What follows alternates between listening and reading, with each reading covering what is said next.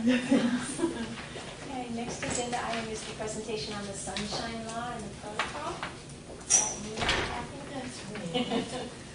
So I'm Kathy Garson, I'm from the Office of Corporation Counsel, and the attorney that's assigned to the commission. So if you have any legal questions, you can always call me, ask me separately.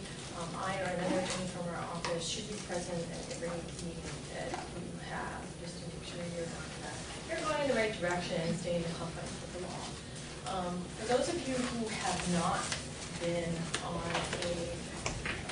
a county board or commission, you need to understand that all of your meetings are covered by the Sunshine Law, which is the statewide open meetings law. So I'm going to try to make this fast, and just so you know, there's actually a similar video that's available on the Office of Information Practices website. And I was thinking, instead of doing my own presentation, maybe we'll just watch that.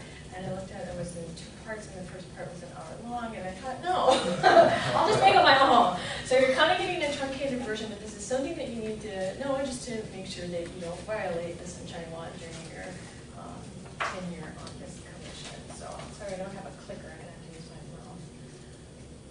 Okay. So, where's the Sunshine Law found? In Hawaii Revised Statute, Chapter 92, in case you ever want to look anything up. What's the purpose of the law? The purpose of the law is to open the governmental process to public scrutiny and public participation, and it protects the public's right to know. So, our friend Karen Marks, for example, is in the back. She's a member of the public. She can, members of the public come into your meeting, in and out. They can testify. We allow her to videotape us. That's all part of the open meetings law for the state of Hawaii. Okay. And the policy for the state, which is contained in the statute, is that the formation and conduct of public policy, discussions, deliberations, decisions, and actions of government agencies shall be conducted as openly as possible. So again, the door is open. We publicize our meetings, and anyone can come and participate. So, is the Cost of Government Commission subject to the Sunshine Law? Yes, it is. Now, you are an advisory board. You don't make the decisions, you provide advice, but you're still subject to this law, even as an advisory commission. Okay. What does the Sunshine Law require? It requires that your discussions, deliberations, and decisions about board business be conducted at a meeting. Every meeting must be open to the public unless we allow an executive meeting. You must accept public testimony. You must provide notice of the meetings. And you must keep minutes. Okay, just going to go through these factors individually.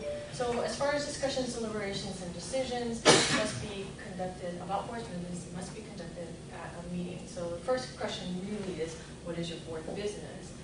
And board business is matters over which you have supervision, control, jurisdiction, that are before the board or reasonably anticipated to come before the board or in the foreseeable future. So, key things in here is board business means something that's within your authority or will be on a current or future agenda. So, if it's a matter of board business, you cannot discuss amongst each other. There are exceptions. You cannot, more than 2 of you can't discuss board business outside of a meeting. You need to be in a meeting and discuss it so that the public can participate and hear what you're saying. So what does this mean? You cannot caucus, poll, email each other as a group and have discussions amongst yourself outside of a meeting. You need to have a meeting in order to do it. So I know, especially for new board members, it's really tough because we're so used to, have this question and I want to blast all of you, and ask this question, and the meeting's not until 2 weeks from now. You cannot do that. You must have all of your discussions about board business here. Now, if you're friends with somebody and you wanna, invite somebody to dinner, not a problem, not board business, you can talk about that. If you're on another board together, that wouldn't be subject to sunshine law, you can talk about that, whatever. Just not board business among the board members, okay? Emails email's the one that usually the board members sort of forget, because let's say I sent an email and I had you all on there, and then you replied all with a question. Not supposed to do that, because that might start then a discussion between the board members, and now we're having it privately, and the public doesn't know what we're talking about. So we need to watch that. So what I'll do if I'm sending you all an email is I'll blind copy you, and I'll say, all board members are blind copied on this email, so that you can't reply all and mistakenly violate the sunshine law. So no emails, no memos, no telephone. Okay. However, what you can do, okay, so in these circumstances, you can discuss board business outside of a meeting. Okay, so general rule is no. Now these are sort of some circumstances where you can, and I'll go through these individually. Yeah. All right. Well, I'll come back to this one. This kind of didn't fit. Line about that. Okay. So permitted interactions. 2 members. Okay. 2 people can communicate privately. Okay. However, you cannot commit to vote. So if 2 of you want to discuss an item of board business, you can, as long as you don't say, "Oh, I'm going to do. What do you think about this?" Okay, well, let's vote this way. Okay, you can't do that, but you can communicate about board business. You cannot seek agreement to vote.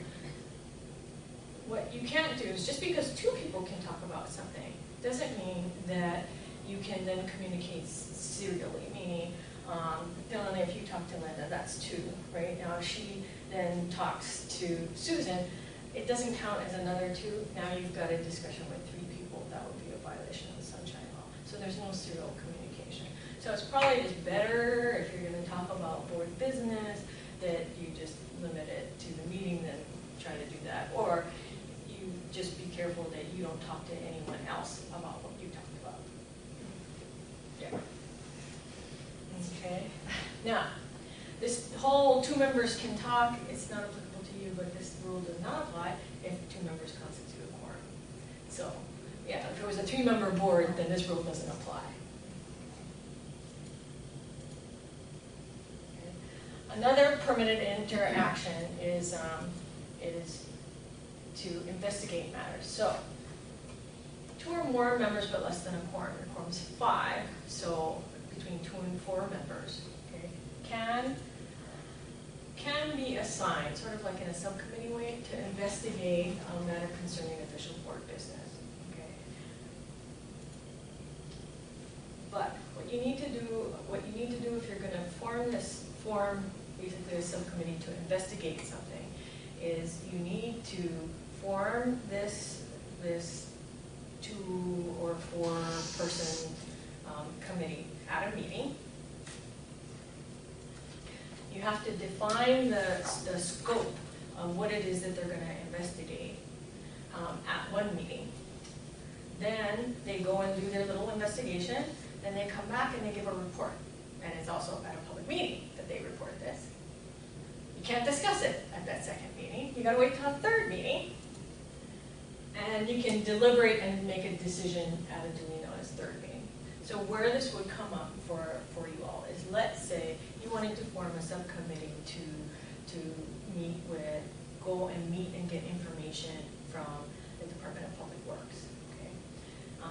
Because it's too hard to come back. You just want to form subcommittees to go talk individually with department heads. At one meeting, you would say, okay, we're going to form a committee made up of these people, and they are going to go and talk to Public Works, and what we want to find out is how they deal with fuel costs. Okay, so that's one meeting. Your subcommittee of 3 people goes and meets. That doesn't have to be at a notice meeting, sunshine. They can meet privately. That's what this is saying. You can meet privately. But then you have to wait till another meeting. That subcommittee comes back, presents their report. That's it. Don't talk about it. In the next meeting after that, then you can talk about it and make a decision. Okay? So it can be done. Again, you have to understand that what the Sunshine Law is meant to do is make everything transparent and make everything public. So it's really meant to discourage those sorts of private meetings and have everything out in the open. So knowing that when you're considering how to go about your business, just know it'll take 3 meetings, a little more time consuming than say if you wanted just to have Public Works come here and present what they wanted to present in public at a public meeting. Then they make their presentation and you can ask them questions and deliberate and make decisions. Okay. Another permitted interaction, present, discuss, or negotiate. I don't know if this necessarily would come up with this board, but 2 or more members, but less than a quorum, you can, if the board adopts a certain position, you can then have those people negotiate or make a presentation about it, provided that that assignment is made and defined at a meeting of the board. So as an example, the water board had decided that they wanted to propose legislation on a certain matter, and they used this to then assign a group of people to see that process through the legislature. So they were assigned to present and negotiate any position, but the board had adopted that position, and then it's just kind of seen it through. And you would use this if you had to purchase property. A board would decide, okay, this is the property we want to purchase, now go do it. So not necessarily for this meeting. Selection of officers, you kind of did this already, so not really applicable, but another thing is 2 or more members, but less than a quorum, could have a private discussion concerning the selection of the board officers. You're in already, so we're not going to do that. Informational meetings, this is actually a relatively new change to the law. So 2 or more members, less than a quorum. You can attend an informational meeting or a presentation related to board business, including a meeting of another entity, provided that it's not organized for this board, and you can participate in discussions, but then you can't have a commitment to vote. So I thought there was a reporting requirement. So what this means is, let's say 2 but less than a quorum, so 4 of you, right? You can go to a council meeting where they're discussing something that might be considered your board business. You can do that, and you can participate in discussion. I have a question. Sure. Because the term is 5, of course, we're all going to do our best to be here, but life happens. So there are circumstances where we have trips being planned or family emergencies. Assuming that we can, via a video, internet, conference calling, can it be done? Yes, it can. I'm going to actually skip that slide, but you can. Well, you can have a video conference meeting, but there are certain restrictions. The public generally has to be able to participate, and they would have to be at the location where you are, allowed where you are, and we have to notice that that is open to the public. There's an exception for somebody who had a disability. If somebody's out of state and they want to participate in the meeting and they have the time, can they conference call? The problem with that would be that wherever you were, we have to say you were open, that the public could attend at that location. If it's out of state? Yeah, unlikely, likely. yeah. But, oh, please don't do that. Okay. So, I skipped the video conferencing slide, let's make sure we're on that. referencing, we do have that ability at certain sites within the county. So hopefully when there's an item on the agenda later on where you can discuss if that's something that you want to do, like if you're coming from Waimea or wherever. The only issue logistically that we have from that is that we'll have to coordinate, you know, having those sites open. We have to coordinate the room availability, and then we might be a little bit more limited. So we'll discuss that when it comes. So because you know, like I don't know if you ever watch council meetings, but right, they have various different locations, right? So we're here. You can be in Kona and testify from Kona. There's a Hawaiian Ocean View site. There's a Pohoa site. There's a Kohala, I think, site now. But anyway, so everybody can testify from those locations. Everybody can participate from those locations. But it's set up in specific places, again, to allow the public to communicate. And if a board member is present at one of those locations, then and we lose audio, it needs to be canceled.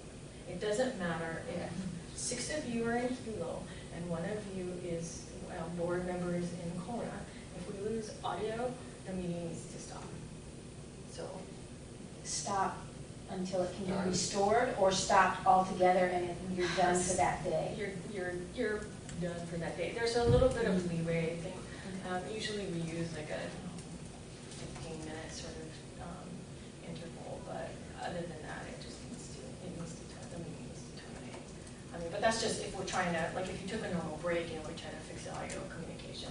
But once it's down, you can't have the meeting, even if you had quorum at the one site. So, okay, so we have to start all over again. We go over whatever was already discussed before. No, you would just basically just end the meeting there. Oh, okay.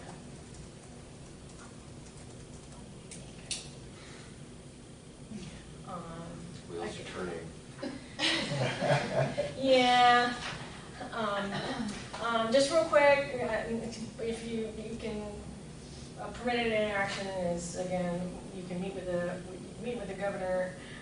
You can also, the department head exception doesn't apply in this case because it basically says to our members, but listen, a quorum can meet with the department head that's administratively assigned to the board and you don't have one. So let's say from fire commission, you could have a separate conversation with the fire chief or chief for water board, chief engineer. But okay. Going back to, so we talked about discussions, deliberations, decisions must be conducted at a meeting. So now you know you can't talk to each other about board business outside of board meeting unless you have one of those exceptions. Okay, now every meeting must be open unless executive session is allowed. So again, open, public can come. The only time you can close it to the public is, first of all, 2/3 of the board's members present have to vote for it, and you have to announce the reason for a closed meeting, and it's recorded. So basically, there's only a limited number of circumstances in which you can close a meeting. Again, some of these don't apply to you. Probably the one that'll be applied to is legal matters with the board's attorney. So if you wanted to discuss, if I was giving you certain types of legal advice that related to your powers, duties, functions, or liability, for example, that I don't want to be in public because I'm talking to you about what your exposure is, and I don't want to give any potential plaintiffs out there ideas about how to sue you, I would do that in an executive session, closed section. But this kind of stuff, general law, I don't mind doing it in public. Everybody can hear. But I will tell you this: if you start thinking, if the question is, Kathy, are we going to be liable if we do X? That kind of question, I'll say, I'm happy to answer that, but can we move into executive session? And then you need to have the 2/3 vote, and we'll close the meeting, and then I'll respond. Okay. Boards must accept testimony. There it is. Okay. So all interested persons have to be allowed to submit written testimony on an agenda item, and they also can present oral testimony on any item. So people can view your agenda. It's posted outside in the county building. It will be available online. If people want to write in, they'll write in. You need to accept that testimony. People can come in, sign up to testify, and testify.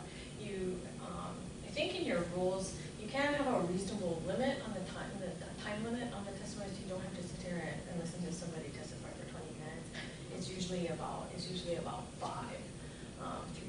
minutes. It's usually about a reasonable time. Okay. What has happened before, and again, this is a relatively new addition, is so if the meeting has to be canceled for some reason, like let's say, John never showed up and then there are only 4 people here, you don't have quorum, the meeting needs to be canceled, okay, because you don't have quorum. But let's say that meeting, there were 20 people from the public who came to testify. It's really hard in that case to turn them away. I mean, they took time out to come and offer public testimony. You want to give them an opportunity to have their say. Even though the meeting is canceled, board members who are then present, you can accept the testimony and have the people testify, but you can't have any deliberation or decision making at that time. You would have it at a subsequent meeting, and we need to have a complete record of that testimony, and then we'll pass out that testimony at the next meeting before any deliberation, discussion, or decision making is done. So, and copies are provided, and then a report is done by members who are present at the council meeting about the testimony and presentation. So, really, this was just for that situation where a bunch of people from the public show up, and it's just really hard to say, oh, I'm sorry, we don't have quorum, go away and take time off of the day. So even oral testimony is sufficient? Obviously, we're not going to do any deliberations, but You're just not everybody's going to have everything written out. Some people just go there. Right. But, I mean, we'll be there, Jen will be there, or, everything will be recorded. Yeah. But you can, basically, you're sitting there and listening. Yes. Yeah, and that's it. And of course, those people, they have the option of leaving and coming back when you're all here, because some people won't like that either, because, they want to say what they need to say to the entire board. But then that's an option for them, so we'll give them that option. Okay, boards must provide notice. So we need to provide notice of all of your meetings, public notice. So there's written notice, time, date, and place. We have the agenda. If there's an executive closed meeting, an executive session meeting, then we know that there's going to be one. We need to agendize it. If it just comes up, like you asked me a question that I'm not comfortable answering it public for liability purpose, we can go into executive session. But if you know ahead of time, it has to be on your agenda. Okay, so what we do is, so your agenda is created, we filed it with the clerk's office, and then it's posted outside of this county building. We post it out on the door there. Now, for you all to know, we need to do this 6 calendar days before the meeting. So, we need to know what you want to talk about basically the week before. So you can't call up the day before and then say, oh, can you put this on the agenda? No, so basically we need to know at least a week before what you're going to talk about, so that we can give proper notice to the public. So when you say that it's posted out here, does that mean it's also posted at West Hawaii Community Civic Center and any of the other satellite offices, or is this the only really public personal place? This is the physical. This is the physical posting. It should be up on the website, And they should have copies at West Hawaii. Is it published in the newspaper? No. So Kathy, and that's a cost thing. Should we be setting the agenda at the end of each meeting? Yes. Because we can't do that over email, right? Right. Well, okay, so we do have items to place on the next agenda as an agenda item. So you can discuss it here. And it will be up to the board, you know, the board how you want to do it. Because it's just that you can't email everyone and say, hey, you know, I want to talk about this. You know, what do you guys think about it being put on the agenda? That's what you can't do. But depending on how the board wants to work, you can communicate with the board secretary. So say it's a free-for-all. Say you decide, you know what, any one of us who want anything on the agenda, just go ahead and tell Jen a week before that you want it on. You can do it that way. So you could email Jen and say, hey Jen, I wanna talk about X. You know, can you put it on the agenda? I want to talk about Y, can you put it in the agenda? And she'll just put it on. And you know, when the agenda gets posted, you'll know all what everybody wants to talk about. You can do that. You can do that too. Just maybe a caution, since until the agenda comes out, you may not really know what everybody else is talking about. You may end up with a really long agenda. But you know, you can also try it, see how it goes, and you know, adjust as time goes on. But or you know what, maybe something's really important to you and you want to talk about it, but maybe the rest of them think, oh, this is a little off base, you know, it's a little waste of time, and you know, so if you had discussed it at the meeting that you wanted to do that, maybe you would have been discouraged from doing so at the meeting. I know that. Can we vote to dismiss an agenda item? Or we have to talk about it? I'm just curious. Because you brought up that example of, oh, this, you know, everyone thinks this is off base. Good question. Yeah, the thing is, if it's on the agenda, you would probably read it in, you know, like blah blah blah, and then you would have a discussion about, well, I think this is off base, so okay, well, let's just move on. Yeah, if you can also withdraw an item if you want to withdraw an item from the agenda. You can't amend an agenda in most nonprofit organizations, right? Okay, well, you can, but. Okay. I know, don't I sound like an attorney? Terrible. Big thing so that Jen doesn't get all out of sorts is just please remember, she needs to post it in the 6 calendar days ahead. So, like I said, usually we gotta get it in a week before so she can prepare it. Okay.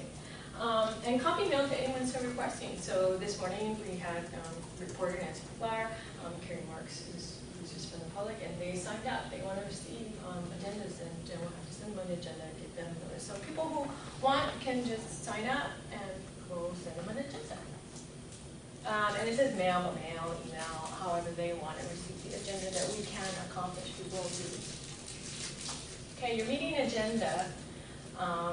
Your meeting agenda has to contain items that you intend to consider, and it has to be sufficiently detailed in order to inform the public of the matters that you're going to consider so they can decide whether or not they participate. So one of the big things that the Office of Information Practices, which is the state organization that oversees the Sunshine Law, the kind of things that they would totally discourage is just you putting in like new business. Not allowed, because the public doesn't know what's new business, what are they going to talk about. So you'll see, we're saying, presentation on Sunshine Law by Corporation Counsel. If somebody wanted to come hear this presentation, they could come and listen to me. And obviously, no one's here. So, reason it has to be detailed enough so that they can decide if they want to come or not. Okay, amending the agenda. Okay, you can only do it. 2/3 of all members have to agree. So if we're looking at 6 now, so you only got 7 members. Okay, now you cannot add add an item if it's of reasonably major importance and will affect a significant number of people. Now, OIP interprets this really strictly. So I would say probably almost anything that you would have a hard time with this. That affect a significant number of people who are interested, right? Because you're only advisory. So if you think a significant number of people are going to be interested in this, then you can't do that. And I'll guide you with that. Interestingly enough, I think in one instance, there was, I think it was like an executive session item that wasn't agendized on the council agenda. And even though it would have been closed to the public anyway, OIP said, no, the public still might have wanted to come and testify ahead of time, and it ended up, they found that it would affect a significant number of people, and that was a violation. So this, like, not on a regular basis, I can't really think of, it will be on a case-by-case basis, so we'll have to see, but I just wouldn't count on it. Because I'll probably say no. Because I'm trying to keep you guys out of trouble. That's good. Okay.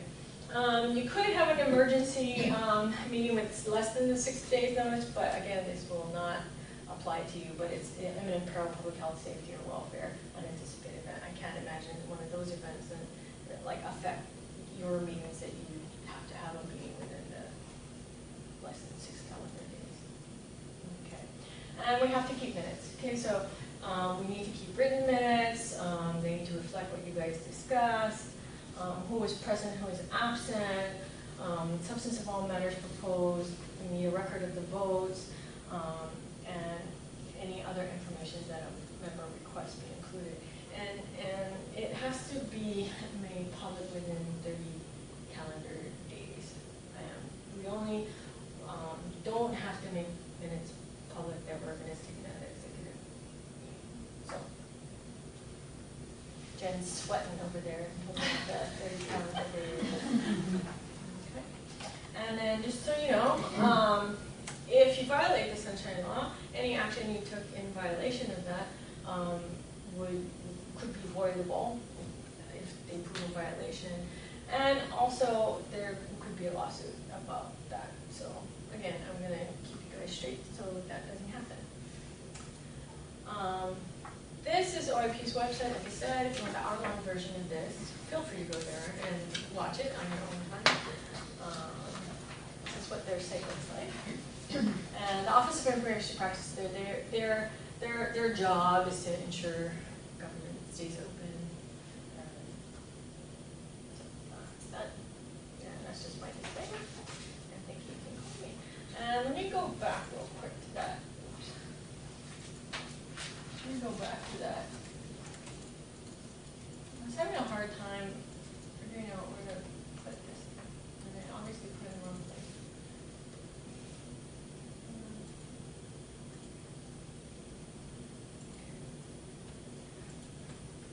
Okay. So for video conference meetings, you have to have audio and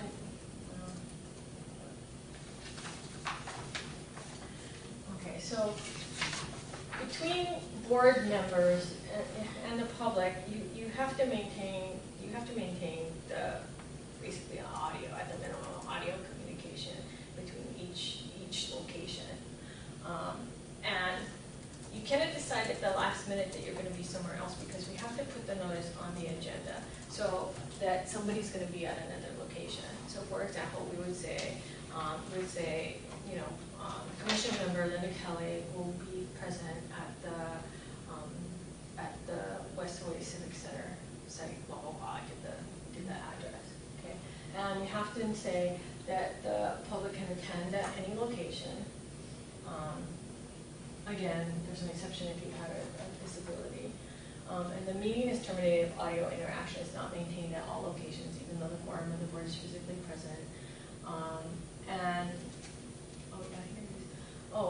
If we're using audio technology and you have a visual aid, you have to get it to the other locations if they don't have it previously within 15 minutes, or you can't take any action on it. So for example, this presentation, if we were doing an audio only with someone, they would have had to have gotten a copy of my presentation and had it available for all those people at that location. That's pretty complicated. So if we as a group decide that this body will always meet in person,